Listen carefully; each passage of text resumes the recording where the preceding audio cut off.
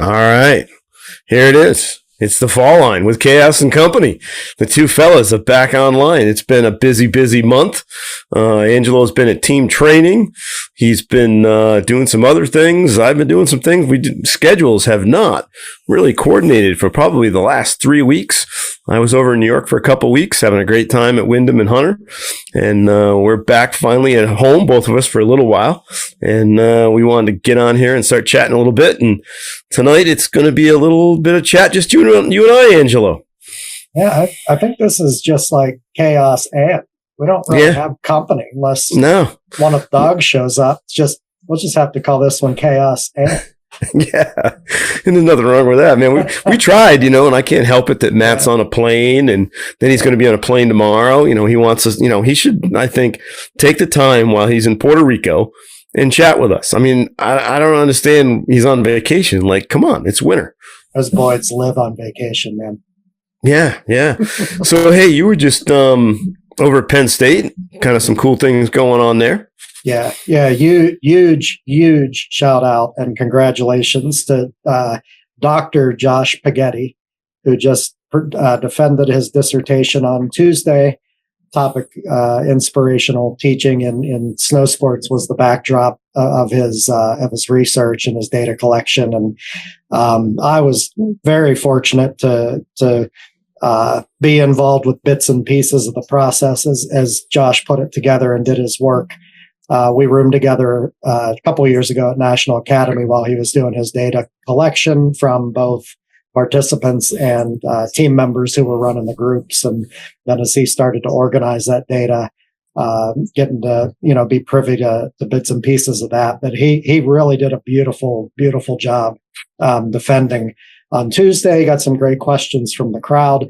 I was part of the public defense. So then after that part concludes, everybody but the candidate and the dissertation committee goes behind closed doors, and then they grill him a little bit longer. And, he walked in Mr. Paghetti the last time and walked out Dr. Paghetti. It was really, it was really cool to see. And huge shout out to everybody on his dissertation committee, including from our fold here. Dave Scholing, Director of Education nationally for PSIA ASI, was part of his dissertation committee, and Dr. Pete Allison, who's a strong ally of ours and professor at Penn State, was Josh's advisor through the process. So yeah, it was really cool to see the first awarding of a snow sports teaching related doctorate, as far as I know, ever.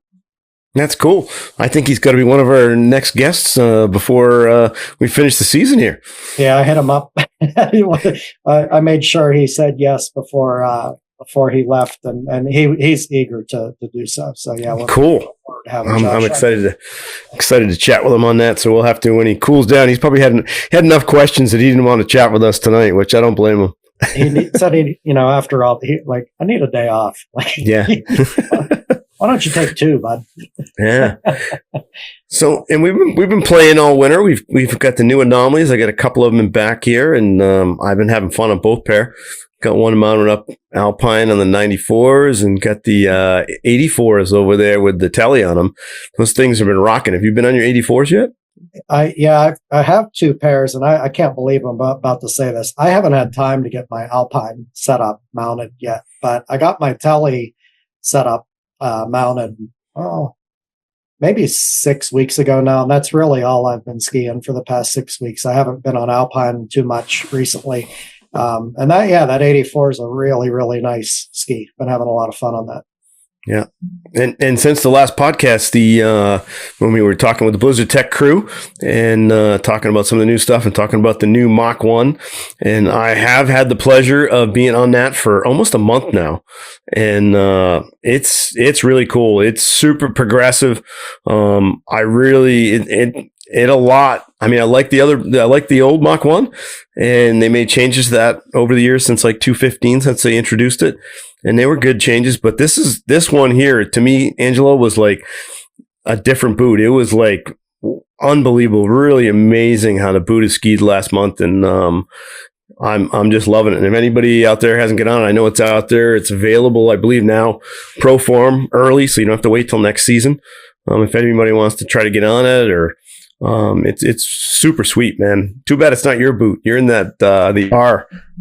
Well, and I'm eager to try the Mach 1, but I'm in the R10 again this year, the Race 110, which is the name of the boot I was in last season, but this year it's a Nordica Doberman. It's a Nordica Doberman chassis that Technic is using for that R110. So it's a really different boot from the R10 last year, and I'm enjoying it. I think the plastic is a little bit more progressive, but the hinge point seems to sit where my ankle bone sits a little bit better. So I'm getting a more progressive flex out of that boot and having fun on that. But I'm excited to try the Mach 1.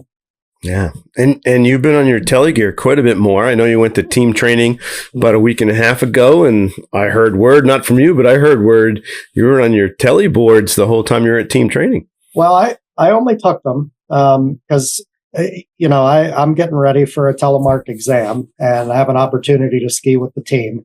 So I'm not going to miss out on that. But the other nice thing about just taking Nordic gear is that it's much, much lighter, so it's easier to carry. And for some reason, like when I take Alpine and Telemark both in the same bag, when I leave Pittsburgh, it weighs 49.5 pounds.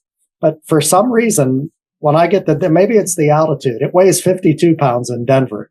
And they always give me a little bit of a rash of shit that I don't get in Pittsburgh. So if I just take Telly, I don't have to deal with that. Gee, that's good. Yeah. Good. And that's what I wanted to talk about tonight. I wanted to kind of use your experience. You're getting ready. Oh, excuse me there. We're all getting over colds. And, I just wanted to, we're in that assessment season, and, the old formerly known as the exam, and we're now in our assessment season towards the end of the season. Another level 3s coming up this week, over at Sugarbush. We had one over at Hunter. The tele one's coming up, I think, for you, like middle of March, 17th, 18th, somewhere in there. Yeah. So it's just, like that. I wanted to chat a little bit just because some of the things that we see every year, and that as people come into the end of it, just to give them some advice on that final prep. It's not like you're going to go read the manual now. You could, but got to do that all nighter. It's more of, what are you putting together? How are you getting ready that last week, the last couple weeks, trying to get your mind over it? And I know you have been. You've been definitely working on the skiing, but also with Telly, there's only a few chances to get out there with some real folks. And I know you did that. You were out with the crew at team training, but you were out with the crew at the Tellypalooza down at Seven Springs. Yeah. And you must have had a good chance of really watching a bunch of tele skiers and different levels of tele skiers at that. Mm-hmm. Yeah. Tellypalooza was terrific. And I don't remember exactly how many groups there were. It was 4 or 5. We had about 70 people on Saturday and slightly fewer on Sunday. Jim Shaw took the high-end group. So this is the first year I was even comfortable going with the high-end group, which is good considering that's a level 3 exam coming up. But I went with Jim, and it was a really strong group of about, it changed, but we had anywhere between 11 and like 14 people plus Jim in that group all weekend. And I got to see a range of skill, a range of goals. There were other people in the group who were charging at either level 2 or level 3 certification. There are recreational skiers in there who aren't pros, aren't instructors. So it's interesting. This might be a little bit of a bird walk, but like it's really, and I get this experience a lot with ski patrollers, talking to skiers who don't speak the language like we do. Like one of the things that's really cool that I think about quite a bit and realize more and more is how important common language is to get your ideas out across, to each other quickly. We can rattle off some jargon, like you and I on a chairlift could rattle off some jargon, but that conversation would take much longer with a group of people who don't have the glossary in their heads that we do. So it really challenges your teaching too, because you have to accommodate that language to make sure if you're talking to somebody about their performance or whatever, they actually understand what you're saying. And so you have to a lot of times you have to drop the jargon and just like figure out how am I going to say this to a lay person essentially. And that's a cool challenge, you know? Yeah. And that's what I want to ask. Like, I see some of the hardest parts for folks, and to me, it's the most important because it's how you get started is when they're watching skiers and they're looking at them to try to figure out what they're doing, how they're moving. What were some of the things you looked for when you were watching some of the tele skiers? I know we chatted the other day a little bit about, you were kind of classifying people. Yeah. So, and I hope this doesn't get overly long. I think the first thing, like if I'm watching telemark skiers, are they actually making a telemark turn, like a modern telemark turn where you tip the skis onto the new edges and then the lead change comes afterward, versus somebody who at the top of the turn or the bottom of the old turn does the lead change and then essentially like a monomark into the turn. And not that, there's nothing wrong with that. It doesn't make you a bad person, but what it does do is it limits your options once you get into the turn, because you don't have the variability in when you do the lead change, So I think watching telemark, that's the first thing I look for. Like, is it an actual telemark turn, tip then telly, or is it a fake mark turn, telly then tip? And that's a good starting point, which obviously you don't look for in Alpine, but I look at the bigger picture first. So turn shape, phases of the turn. What's the line look like? Like, I think we have a tendency to go really, really deep, like microscopic, really quickly. So I just try to watch somebody take a run. Like, I want to see 30 turns in a row and see where they do. Is the speed the same at the bottom as it was at the top? Is the shape the same at the bottom as it was at the top? And take that in. And that's a starting point for me. But yeah, like you alluded to, classifying folks into different types of movement patterns. That's a little bit longer of an explanation, which I'm happy to get into. I think, hopefully it would be helpful to some people, but yeah, that would be the next step after looking at the big picture, like the where, the when, the tactical decisions somebody makes to take a run, the general turn shape, the overall, symmetry of the run, meaning like, are they doing the same thing at the bottom they were at the top? Do they mean to be doing the same thing at the bottom at the top? Did they decide to change it up because of conditions, whatever? But yeah, we can definitely have that movement pattern classification chat. Yeah, because it's when you watch a skier, there's always parameters. We have and we haven't put parameters yet. We're just saying, hey, when you watch that crew, and there was probably parameters at different times for size of turn or just the pitch of the hill, them being able to control speed. It's always nice to control speed. That management of speed coming down the hill is usually a good thing to avoid things and to be able to stop at times. And that's kind of definitely one that I think gets overlooked. Did the speed stay the same throughout the run, as you mentioned? You said symmetry. Were the turns the same? Were we doing short turns, but all of a sudden there's two mediums in the middle, or at least we were skiing at a cat track and all of a sudden they're outside the cat track? Or were all the turns different? I know, like lane change, sometimes you can't tell, like we're coming down the hill and it's nice to see the distinct lanes. Like you're in one lane, you do a medium over another lane. And then when you do the medium back the other way, you come back to that same lane you did the first 5 shorts in. Sometimes it's like, I'm not sure if there's lanes or did they come, each medium's a different size.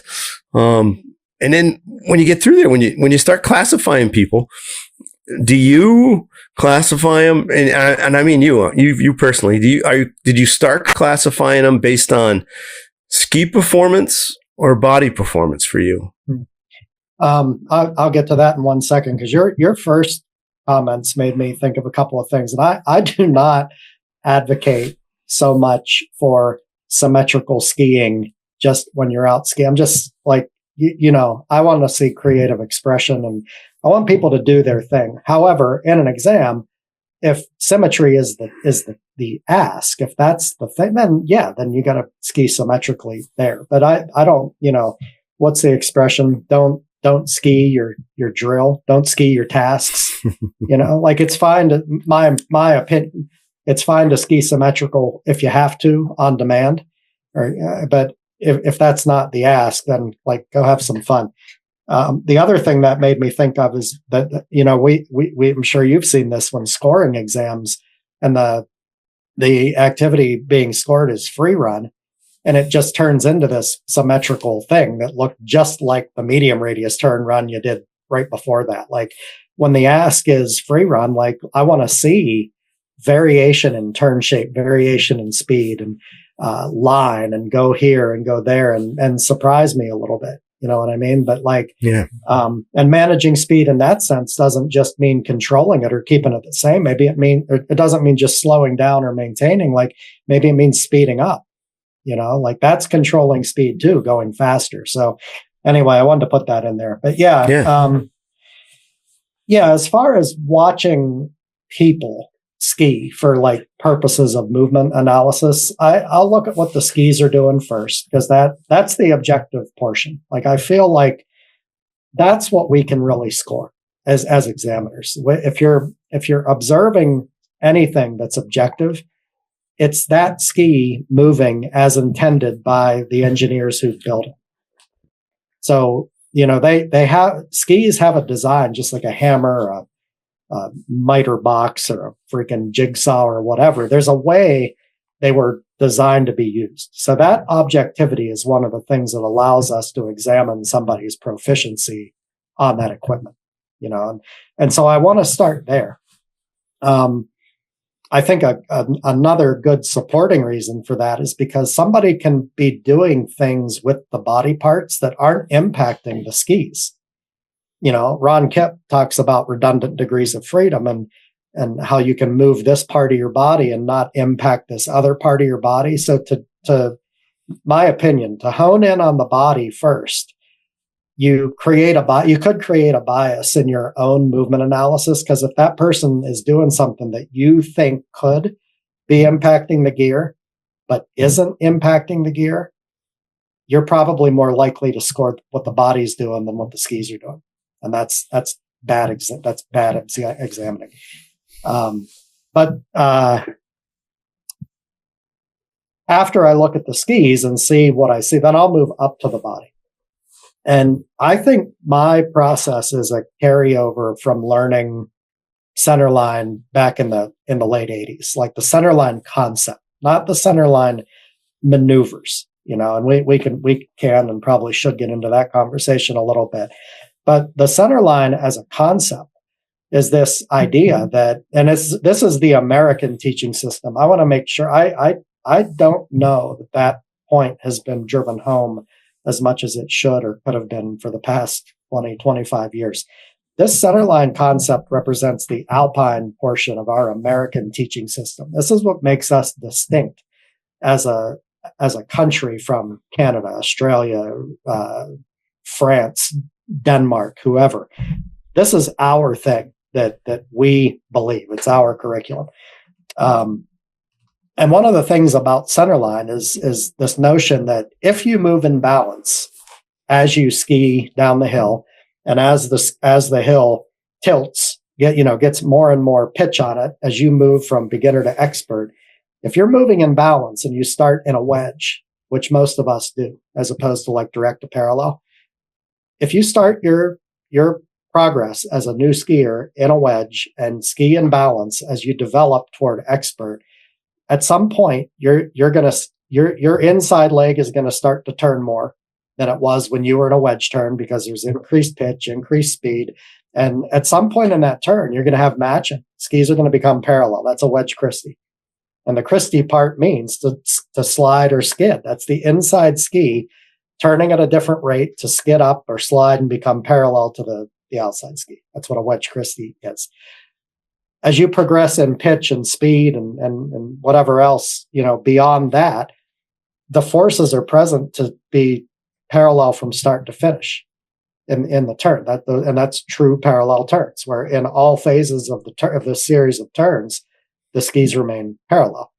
And then as the hill tilts even more and speeds increase and forces and whatnot, you have the ability to essentially lean on those forces and stick your core, your center of mass, inside the radius of that turn.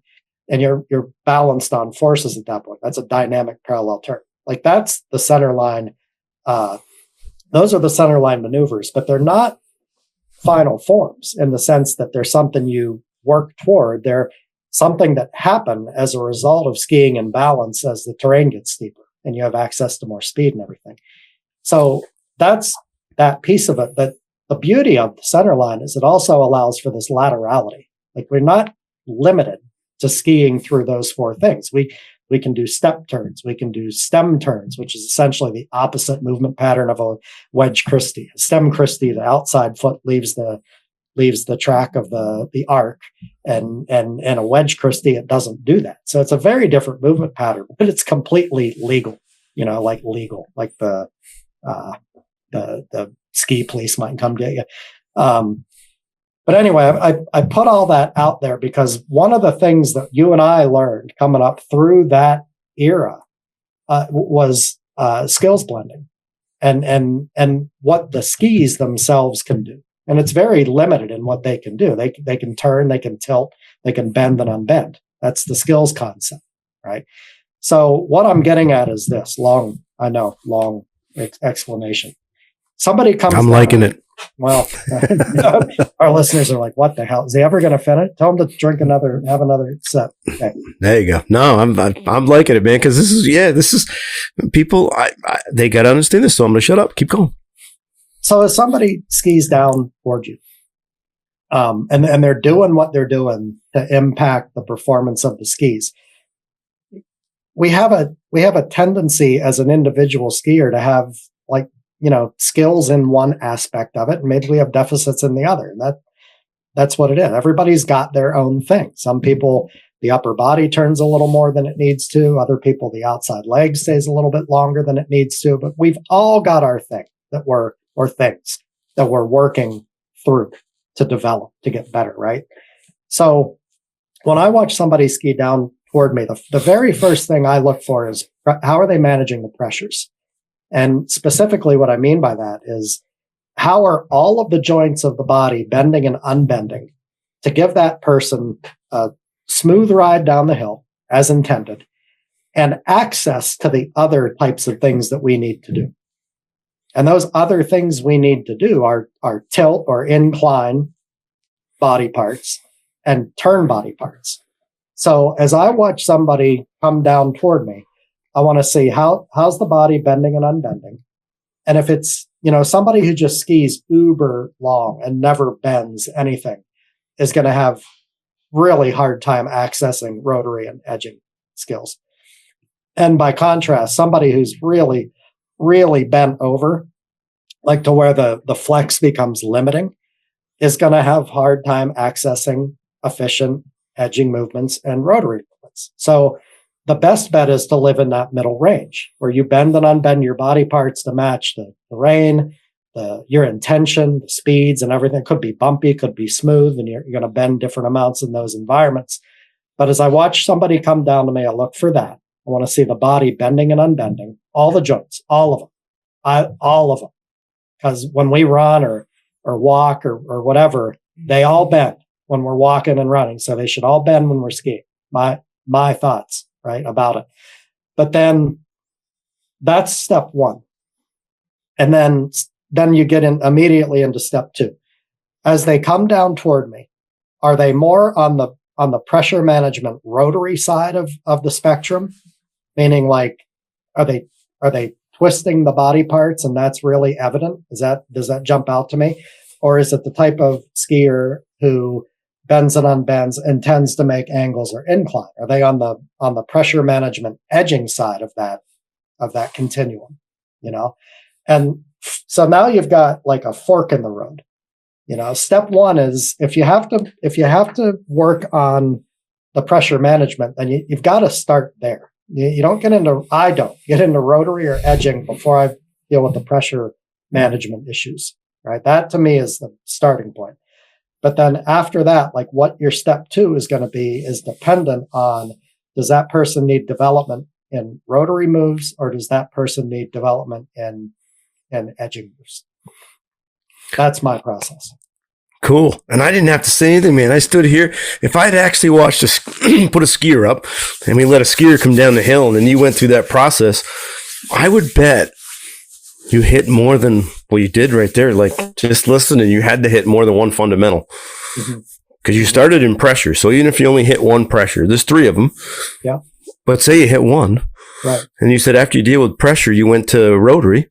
And you discussed some observations you generally see, like what parts are twisting and rotating and moving. Is it the whole body? You had some great descriptions of body parts there, what you looked at. And then you hit tipping. Yeah. And it wasn't tipping of, a nice 20 at the end or 100. It was tipping of the ski, your body, what body parts were tipping to help tip the ski.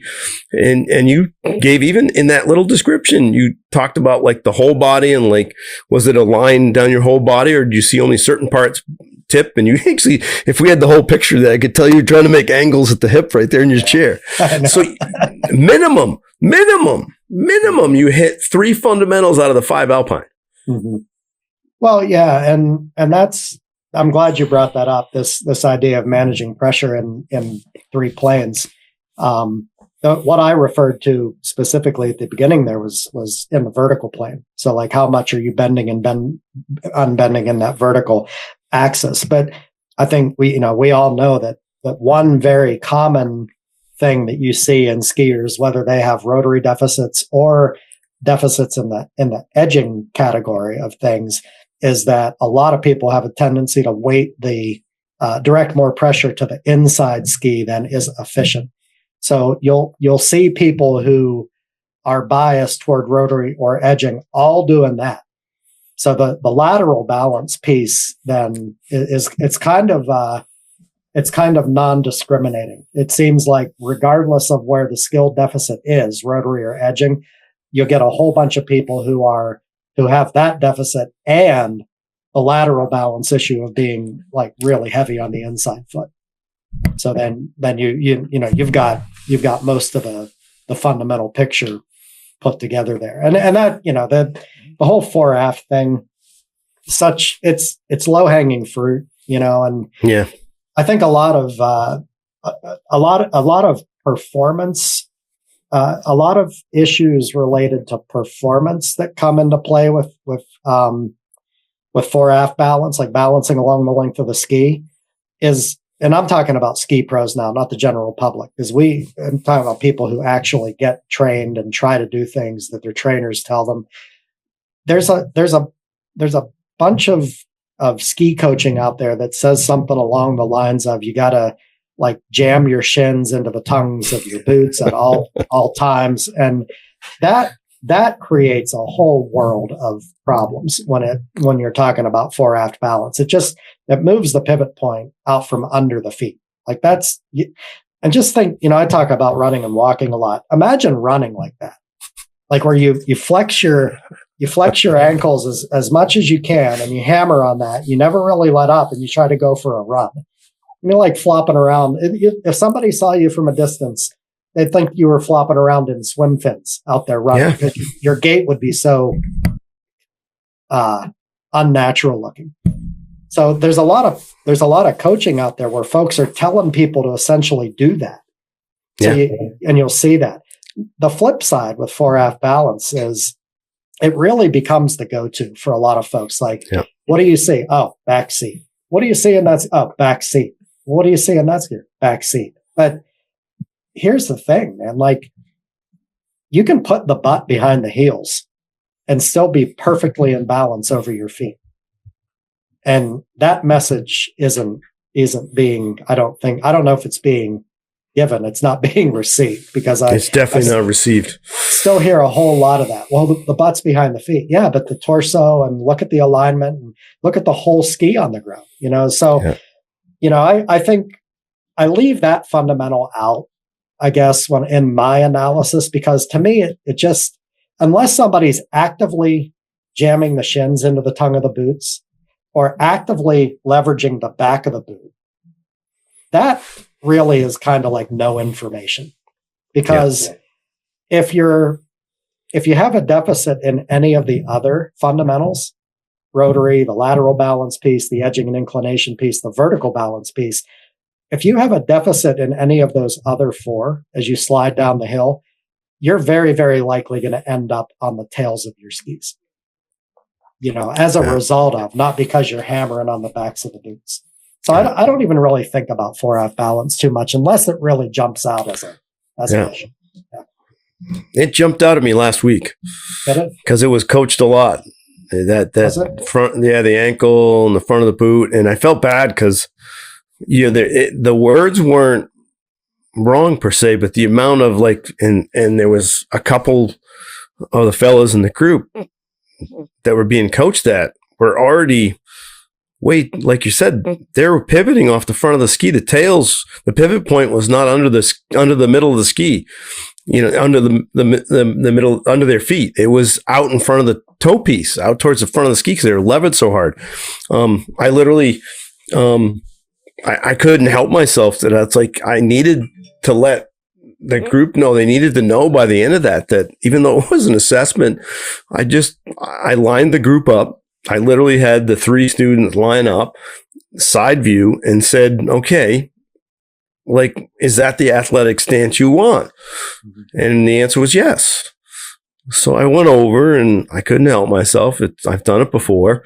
And I took my pole, not the pointy end, but the end I hold my hand in. And I literally was able to put the handle behind the person, one of the guys in the group, behind his calf, and it went down inside his boot. Oh, geez. Levered that hard. And then I went over to another one and put my pole on their knee and dropped it down. And my pole, just like a plumb bob, was in front of the toe piece. Wow. That's extreme. Right. And it's like, those are the things you can measure. Like you said, you don't go there unless you see something. Mm-hmm. And my big thing was trying to have everybody understand in the MA, what are the things you can measure? Those are the things you were talking about. You can measure how much somebody turns their legs against their upper body if their legs are pointing in a different direction than their upper body mm-hmm. at different phases of the turn. You can tell what parts tip more, if the head's farther to the inside, and you can draw a straight line, not a curved line, but a straight line from the nose to the belly button to the toes, to see if the whole body's inclined, or do you have a straight line, then another line going up that they're not, to see if they have angles. And those joints were the ankle joint, you could see the angle from, the top of the foot to the shin was so closed down compared to the other joints above that, the knee and the hip, and measuring that. And that's where it went to and this is my thing, you do your initial MA and it sounds like you talked the tip, turn and bend, and we definitely want to, the cool thing was you chatted a little bit to start with, just overall tactics. What was the line? What was the speed? What was the size of the turns? Were they symmetrical? Weren't they? And you didn't put a judgment. You were very much, what was the result of what you watched? Not well, that turn wasn't big enough. This one was too small. You said, what were the size? Were they symmetrical? No real judgment, but just kind of an observation of that. And then you went into, which I would hope our whole organization would go into some simple language like that of tip, turn, and bend. Chris Erickson and I have that in all of our MA sessions, because whether you referred it to the ski and the body, which is what we do in our MA sessions. And you've been there and seen that. It's not new to you when you came to our MA session. And so, because you hit so many fundamentals, but then when you go into your coaching, that's where, for me, when you figure out what somebody's going to do, you're at the assessment, you watch the skiers, you watch the group, however it's set up, the tele one, it could be a call down, it could be a circle ski, it could be you guys ski for half an hour, it could be a bunch of different ways. I know at the Alpine one here in the East, it's going to be the call down this year.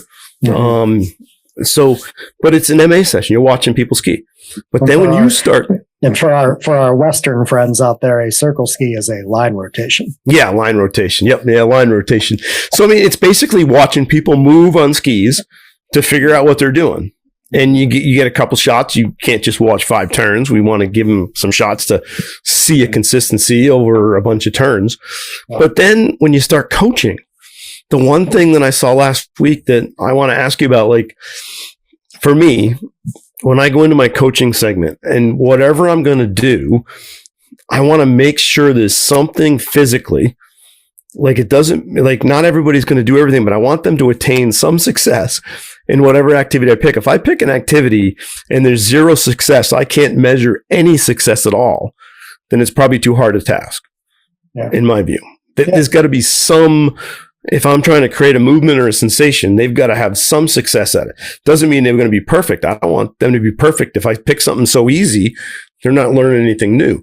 But I have to pick something that's an activity or some focus that's going to make body parts move or skis move that I can measure it. Yeah. And do you mean, and for me, when I say measure it, there's some movement that I'm going to see or some action, some result in some way I can say, did it happen? Didn't it? For example, 1,000 steps. I generally want people to step in the direction of the new turn. So if they're going right and their first step isn't with the right foot and it's with the left going up the hill, I can measure whether they make that step. Right. Yeah. I agree with all that. I think it's a solid strategy. And I want to say, like, because I do have this exam coming up, and my movement analysis is not going to begin and end during that movement analysis portion of the exam, like during that module.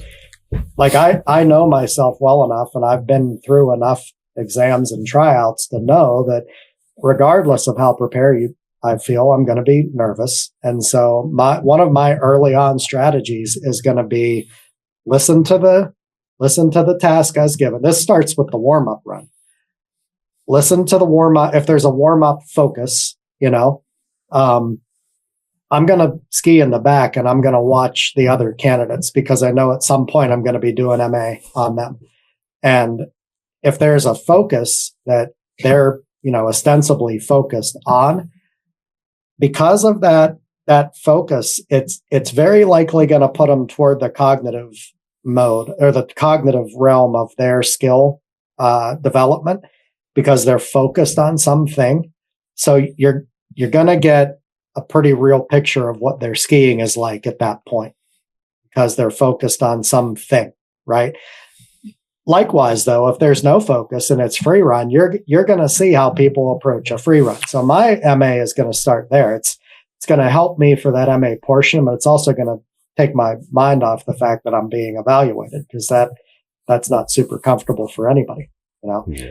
But like that's sort of my approach too. Like you referred to, like how you would coach the group, and yeah, you want to do things in an exam setting that, first of all, you have the time to do.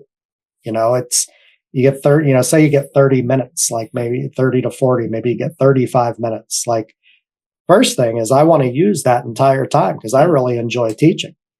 I heard Matt Boyd say one time that, a good teacher welcomes more time. Like, can I get 2 hours? I want 2 hours. So I don't only get 35 minutes. But anyway, knowing that that's the time limit, like really, what can you get done? And it's not much in that amount of time. So my approach to MA, where I do that quick categorization and say like, oh, there are 6 other people in the group or whatever, and these 3 have a tendency to need development on the rotary side, and these 3 are going to need development on the edging side. I'm going to know that third run of the day, regardless of when we do the MA. I'm going to know that already. That's one of my first missions. I'm not going to change my skiing the day of that exam. I just got to go there and ski. So I'm not worried about that. Can't worry about that. I'm going to be watching my colleagues in there. And then selecting tasks based on the conditions of the day, based on the information gathering on the chairlift, just getting to know each other. Hey, where are you from? What are you working on? How do you feel? Like, how's your skiing? Anything you're working to get better at that we should know about? Like, that's all fair game.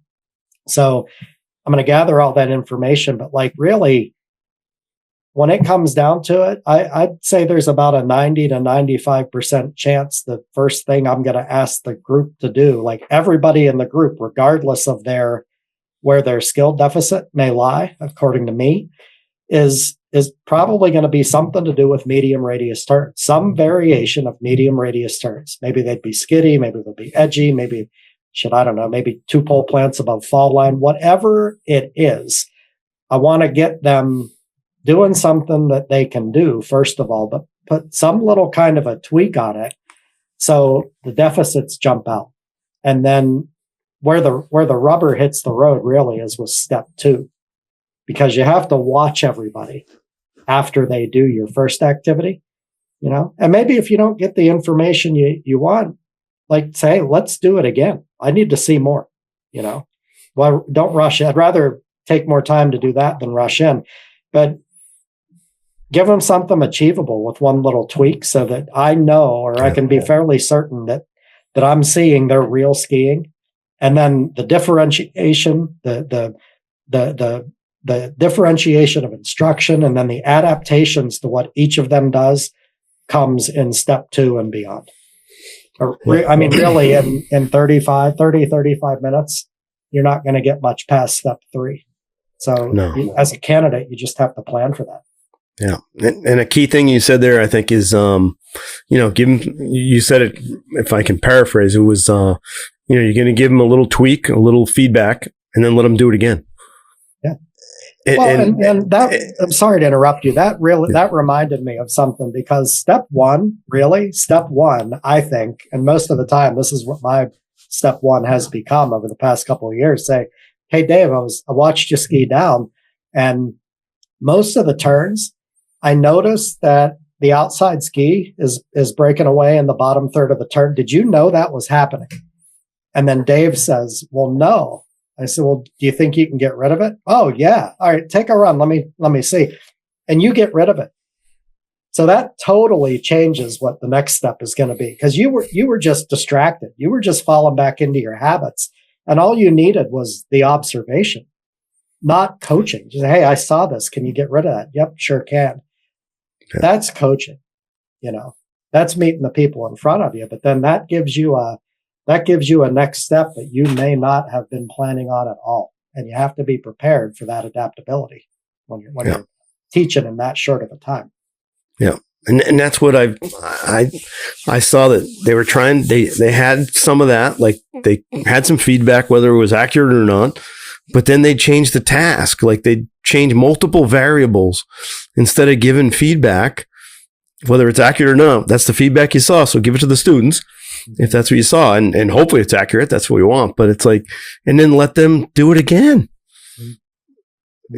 But it was like every section we had to change it. We had to like multiply it. For one example, we were doing an activity and it was very difficult. The group was having a hard time with the snow. We'd had a big wind event. The snow was pushed around. It was hard to slip. And then they added difficulty to it. And the teacher said, well, this is going to be even harder than we were doing, and we were having a hard time doing that, but let's try it anyways. Oh, jeez. and I'm like, okay, you realized that it was harder. It's going to be harder. And you also realized that they were having difficulty with the first step. So why not help them with the first step and stay there so they can get, because it was, for some, there was zero success at what we were trying to do with step 1. But then we added difficulty, even knowing that it was super difficult to begin with. Mm-hmm. And that to me is like, it's that progression. They need to do another piece. And that's why I loved what you said. You don't need to do another thing. The coaching is not doing another thing, but giving the feedback and letting them go do it. Yeah, because these are pros. Like, these are trained pros. Like, 9 times out of 10, when somebody tells me what I'm doing on my skis and it's a deficit, like, I know I have it, but I forgot, and it got a little bit out of control, and I just needed the, hey man, you're squaring up a little bit there. Like, oh, okay. And then, I can change what I'm doing. But like, you made me think of a couple of things. Like, one of the reasons I like to start with medium radius turns in the first step of a coaching is because from there, like, that's pretty common territory for most of us, a medium radius turn. But if I've got my group divided in half, and say these folks need work with making angles, and these folks need work turning the legs more under the upper body, that's a really easy place. Those are both really easy places to go for medium radius turns. So step 2 might be, hey, let's do medium radius turns again. You 3, as you get to the bottom of the turn, I want you to touch your inside hand to your outside knee, because I want to develop some separation between the rotary and the upper and lower body.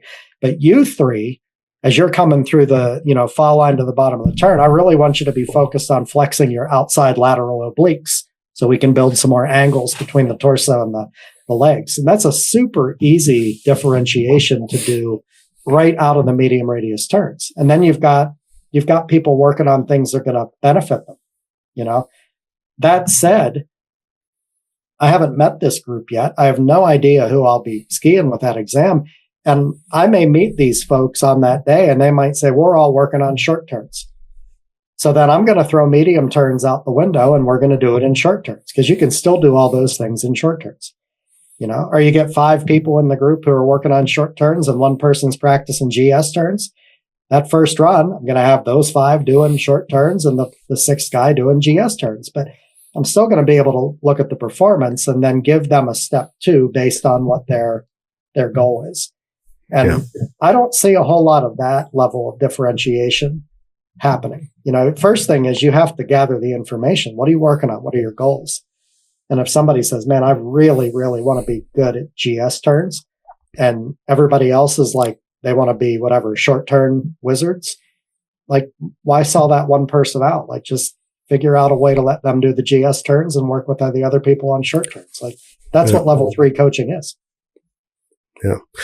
And I know you're going into this because you're going to be scored, and I'm not necessarily being scored this year because I'm not doing any assessments that I'm in, but I'm scoring a bunch, and I've tried to put myself in that place that, like, I'm scored every day. Because we've looked at this, we've talked about it as ed staff, that can we rate ourselves? Can we rate the other ed staff based on the level 3? We're all level 3s. My pin's a gold, your pin's gold.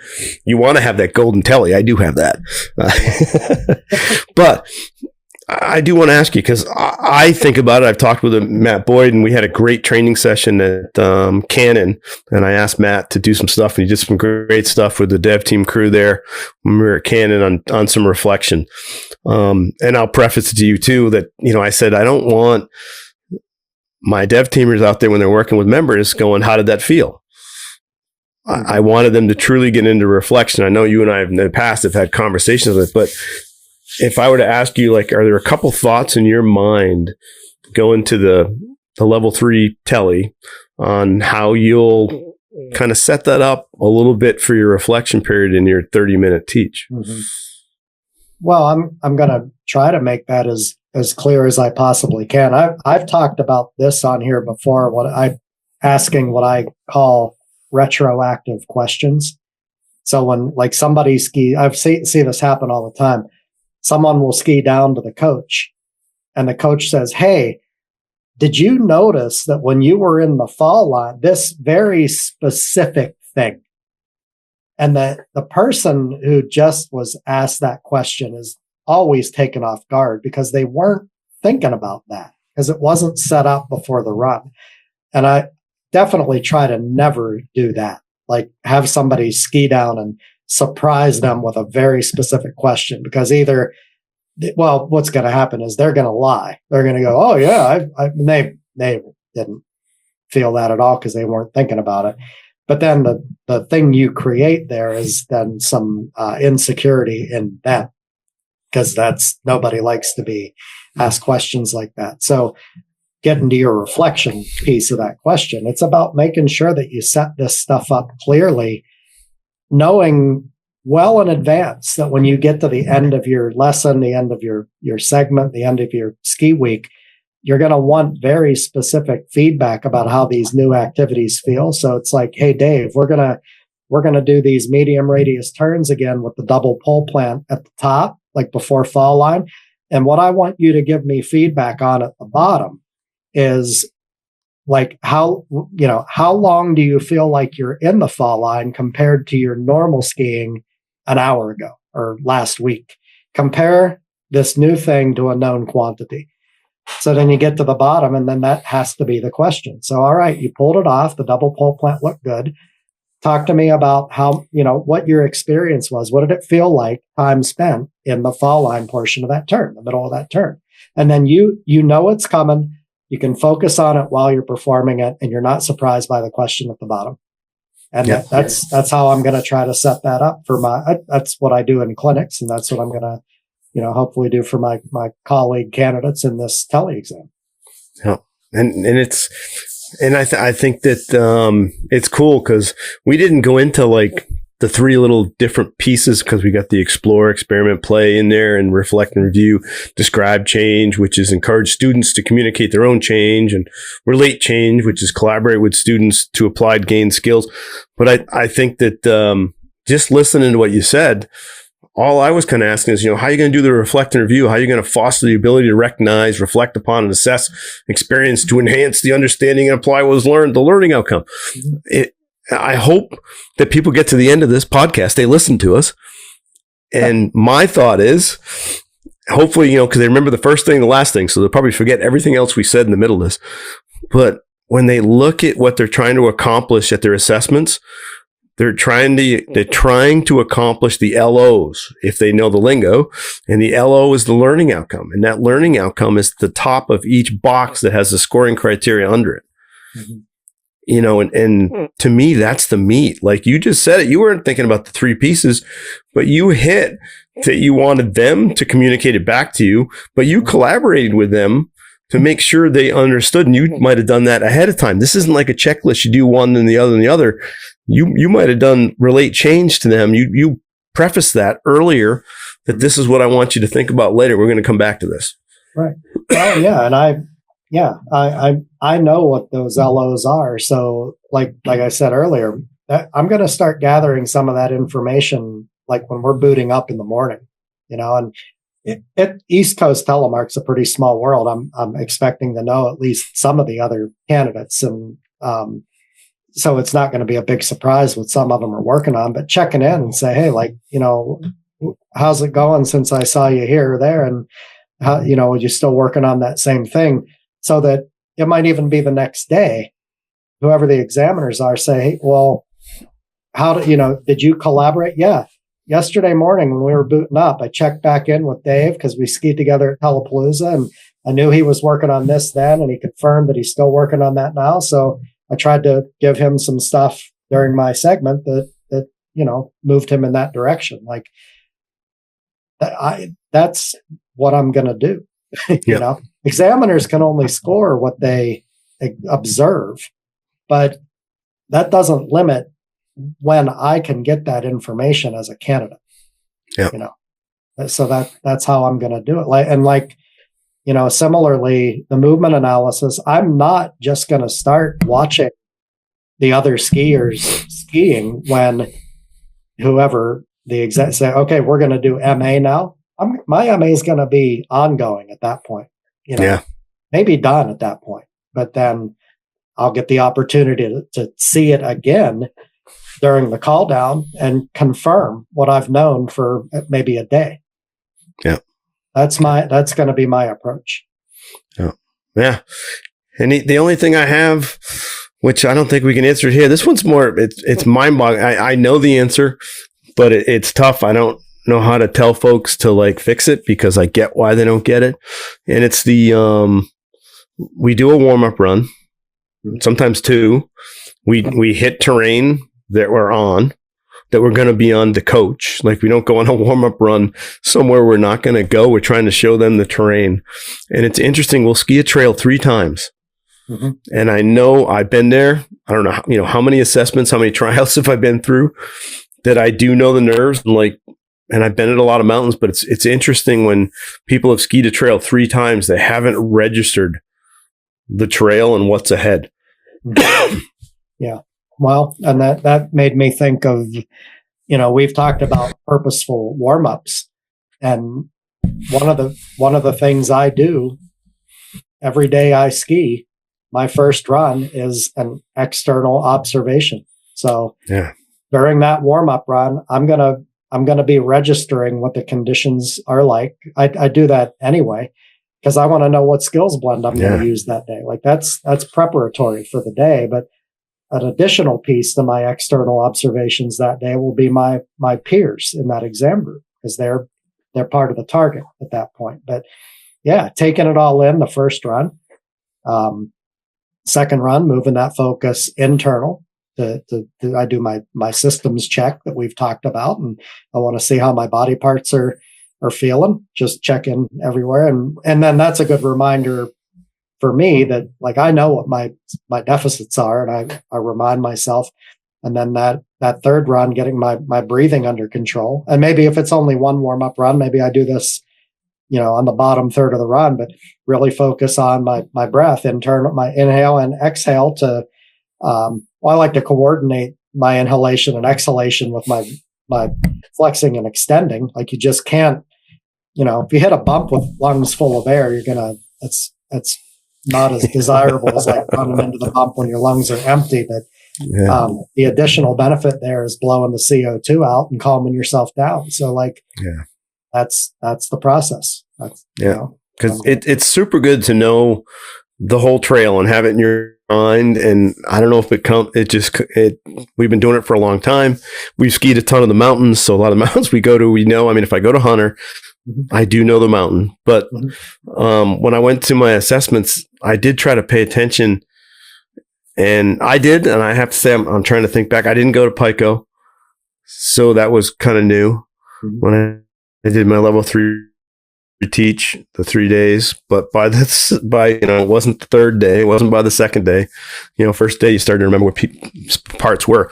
But I'd have to say, and see if you agree with this, like, it is, I get the nerves, I get that people don't picture in their mind and they get nervous, and even if they have tried to picture the whole run, to know the 1 or 2 runs we've been skiing all day, that they're nervous and like they can't remember kind of that blank spot. I don't know what's next.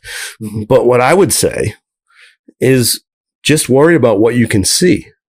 Like, look down the trail, and the amount of trail you can see is usually a pretty good distance. We're not usually skiing. I know if we were at Wildcat, which we haven't been for an exam in a long time, that zigzags and zigzags, it's not like it's 50 feet turns, 50 feet turns. Most of our places we're on, we try to pick some terrain that has some distance with some visibility. So ski what's in front of you. And from what you said, Angelo, you're not worried about what you're doing next till you see the people do it. Can't plan for that. You can't plan for that and adapt to what they're doing. Like, those things are antithesis of each other. Right. So if you have your thing, you ski the distance, your students ski that distance, you've seen what they've done, then turn downhill and look what you see again. Look what you see. You saw what they did. How do you put those two together? Just in the moment. And it's like that, whether it's steeper, still steeper, whether it's easier, whether it's the snow's going to be pretty similar. I just see people racking themselves up, worrying about what's around the corner 200 yards down the trail, when they should just focus on the 100, 200 yards that's in front of them. Well, and you look at, we're going to be at Killington, and you look at a slope like Superstar, that's a pretty popular level 3. That's pretty popular level 3 terrain. And the layout of Superstar, you've got pitch, then you've got relatively not pitch, and then you've got pitch. So that hill's broken up in a beautiful way that you can do some observation or a task at the top, remediation in the middle, and then go back and try to apply it again at the bottom. Yeah. Skylark, Ovation, they've all got their spots where you can use the terrain. We talk a lot about tactics in performance, skiing, snowboarding, where are you going, when are you, all that stuff. But that's tactical teaching, like using the terrain wisely to get the best result for your folks. Yeah. And I guess, we're doing this year in the East, we're doing the orientation day. And if people want to pay to get the guided tour, I would suggest go there. If that's an issue that you kind of have that trouble, because like you said, you and I know, like you're having yours at Killington. So for the most part, unless you get in the woods somewhere, which I know you will, but in general, and I guarantee, I bet you've been to Killington and skied some of the trees, so you have some idea what the trees you're getting into. That is helpful. And if it is something that that they're worried about, I think the orientation day is a great thing to go to see what it is, get a tour. I mean, I've done an orientation day last year for a group at Sunday River, and I skied them to all the places that I knew the level 3 was going to go for the ski and then the teach, because it was a mixed group. Mm-hmm. So it's a good thing if you can't put that, because we always know everybody has a budget, but in time, like, you don't have to do it the day before the assessment. Mm-hmm. Like, if you can't do the orientation day, just try to go. I mean, I know for some, we'll get some feedback. We'll get some Facebook. It's like, if I'm in West Virginia and I have to go, which I understand that, but it's like, maybe that's the people, when you do have to do that, the orientation day is great, because I see that being an issue. Yeah. And I mean it, like, I'm not picking on people. I mean, if you don't know what's around the corner, I say it as a coaching piece. Don't worry about it till you get there. Mm-hmm. Coach till you get to the corner, and then worry about what's down there. See what you got. Because it's like, you're probably not going to tell the people, hey, ski down there, go around that corner, and whatever's there, just go till you want to stop. I mean, you're going to tell them to stop the distance pretty much you can see, unless you know some exact spot because you know the trail. So but I watched it last week. People were so concerned about what was next. Mm-hmm. Versus just in the moment. And to me, as the examiner, I was only worried about the moment. They could get down there, and if they looked at it and it took them 50 seconds, 60 seconds to just stare at it, to put it in their brain, I know they're in the assessment. It wasn't like it was the end of the world for me. That wouldn't be like they fail. Mm-hmm. I mean, I get they're putting together the processing, what they just saw, looking down the hill. They're not familiar with the hill. It's if they stood there 10 minutes, they're going to lose some time. But I mean, it's not I think they worry about things like that. They shouldn't. When you were saying that, it made me think of two things, like, and this, maybe this is, it's not particular to level 3, but let's talk about level 3. What it is, what level 3 is, meaning what you have to do to get it. So that's those categories on that assessment form. But then there's also what it means. And that stuff isn't on the scorecard. Like that's, the metaphysics of a level 3, like what the existential level 3 pin means, anyone, anytime, anywhere. That's what that pin means. You should be able to coach whoever shows up. Yeah. You don't have to be able to perform at their level, but you should be able to coach them. That's what that pin means. And so what I'm getting at is, if you're going to, shoot for a gold pin, you have to understand the industry. You have to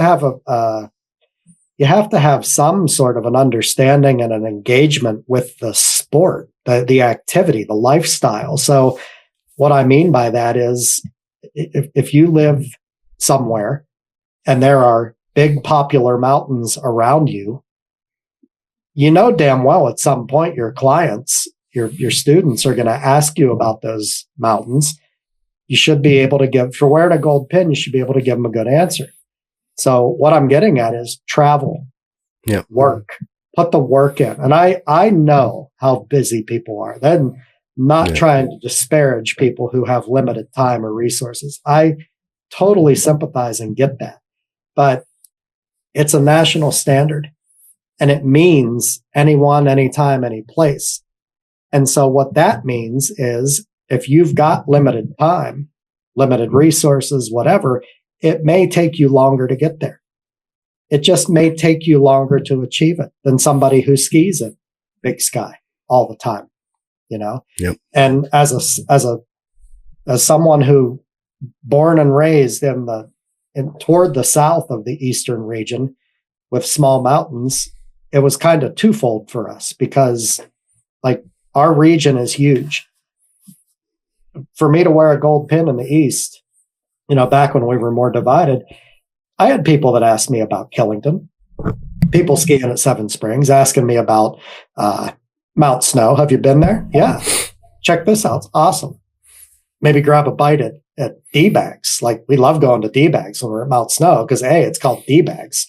And secondly, the tacos are great. Like, I know. But, you understand what I'm getting at. Like living where I live with these mountains and how far I am from the bigger mountains in our region, it took me longer to get to level 3 than some. There might have been lack of talent too, but it took me longer to get to level 3 from somebody who maybe started the same year I did, but they began at Killington. You know what I mean? Like they're at an advantage. And I guess what I'm getting at is like, you have to know what the certification level means as well, what the expectations are from the industry, from your clients. When they see that gold pin, I think they should feel comfortable asking you about travels and recommendations and things like that, which means you got to get out there and be there and experience them and know about them. So that, to your point about terrain and knowing the mountains, like I may not know every square inch of J Peak, but I've been there. I can talk about it. You know what I mean? Like that expectation from the industry grows as your pin moves toward gold. And I don't think that's a problem. I think that's a good thing. Yeah. Well, cool. Well, hopefully some of this chat entertains some folks. Hopefully it helps some to think about their assessments and that final prep kind of in their mind. I hope they just all get out there and have some fun. We've all been in it, but it is, if you can try to, as you said, breathe, calm the nerves, look at those other people that are in your group and just coach to them, especially at the level 3 level, man. You're coaching right to them. At the level 2, we're coaching to them, but we're still kind of sharing those ideas of what we do with our students, and level 1's bringing stuff that we do at home with our students versus really coaching the group in front. But level 3 is right. What's in front of you? It's all of us. You get a gold pin. The examiners don't wear a different pin. It's a gold pin. Everyone has that level 3 cert. And, we all want you to do well. I think sometimes that's not realized out there. And that's, I don't think anybody gets more frustrated than me wanting to help and coach and give them ways to find the movements, to find the words, to find the activities to get through. Because I know they're working hard, man. The people are working hard. They're passionate. You can see the tears on both sides when they make it, when they don't. Yeah. It doesn't matter if they work full-time, part-time. It's amazing the passion that the members have coming to those assessments. And I love it. And it physically hurts when people have tried that hard, and physically hurts me when they don't pass. I really do want them to. And I have to throw some of them scores when they don't have the performance. And it drives me crazy, Angelo, in terms of it drives me more to just try to find more ways to help. And hopefully this helps them a little bit. And we're going to keep doing stuff. That's why we started this podcast, was for tech stuff, for just getting to know some of the bigwigs out there and getting information they don't get, and getting to hear from people they don't get to ski with. Not everybody gets to go skiing with Coach Rogan.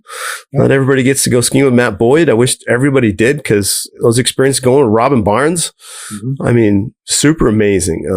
And then, through great team members like Brendan Kelleher, getting to chat with Keely Weibel from the Swiss team and all that stuff. And it's super cool. And having Wayne Wong, and he's still on the wall here. Wayne Wong, man, our man.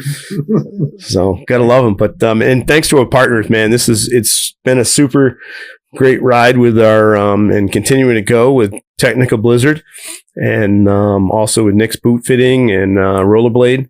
Been awesome for all the support there, and also with our tele buddy down in PA, Mr. Dave Berger, the professor. Yep. Definitely sought out some feedback from Dr. Dave at Telepalooza, and he knows telemark skiing. He can see it, and it's terrific because he doesn't necessarily come at it from the same place that like a training mindset or the examiners are observing. He wants you to be a really kick-ass tele skier. Yeah. I love skiing with that guy, and I definitely want to vouch for what you just said. I don't think it hits anybody harder than you when somebody's, because you're I know you feel it when people are hurting when they're not successful. I feel very comfortable saying that. That's totally true.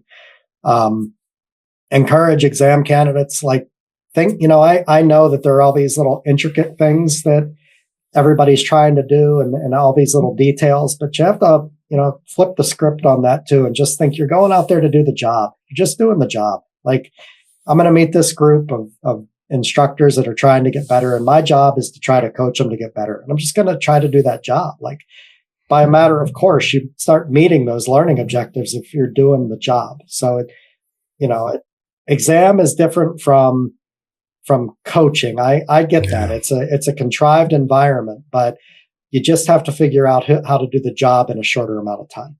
But all you're doing is a job. And last thing I want to say, I appreciate you waiting, is we just had a fella who did the job at an exam, and I want to put a shout out for Craig Baum from Hidden Valley, Pennsylvania, who came home last week with his gold pen. And it wasn't an easy journey for him. He's a busy dude. He has a big job, and like us, he's no spring chicken. He deals with physical things, but he worked his ass off. Came home with a gold pen. Couldn't be prouder. He was up at Hunter, right? Yes, he was. Yeah. Yep. Yeah, because he had to finish the skiing, right? Yep. He had done a program in the East that we have. Yeah. Called the Advanced Educator Program, which is an extensive program that there's an equivalency for the level 3 teaching portion of the exam with the Advanced Educator Program.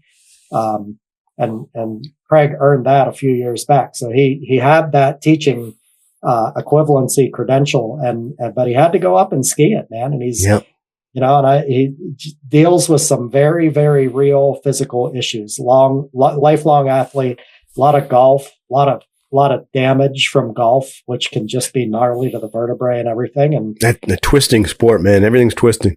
Yep. And he worked his ass off, and he came home with a gold pin. So it was really cool to see that. Yeah, it was fun. He got that on day one. He was one of there was only a couple that were eligible on day one, and he was one, and he got it. He was the pin on the ski day, which was cool. Yep. Yeah. Awesome. Congratulations. And, Angelo, we'll be chatting a lot between now and your assessment, but I'm looking forward to seeing you with that Telemark gold pen on come the middle of March. So I'm looking forward to the opportunity to shoot for it. And I don't have expectations, but I have hope, and I would definitely love to come home with it. I'd be proud of that. I have expectations. I do. I know you do, but that's not Buddhist, so I don't want to. I know we're wrapping up, but I'll tell you the coolest part of this whole bit, and I hope other people are getting this, but just the support. Like when I put it out there to people that I was going to try this thing, nothing but support, and that's really what it's about, So yeah, there's a whole organization out there, people who are in your corner. Yep, absolutely. All right, have fun. Hopefully we see some comments, and hopefully not all negative. Hopefully some positive. Hopefully some people will like the podcast. Hopefully people will get some stuff out of it, and hopefully they'll keep listening, keep having a little bourbon, a little beer, a little tea, a little coffee, whatever they like to drink when they're listening. I know a few people like to tune ski. Some like to run. I think some are running, getting the aggression out after listening to a couple of idiots. But and hopefully we'll have some pretty good podcasts here for the rest of the season. We're going to try to keep it going here. And we hit a little lull with illness, work, on the road, team training. Busy. But man, I'm glad we get back chatting. And thanks everybody out there. This has been The Fall Line with Chaos and Company.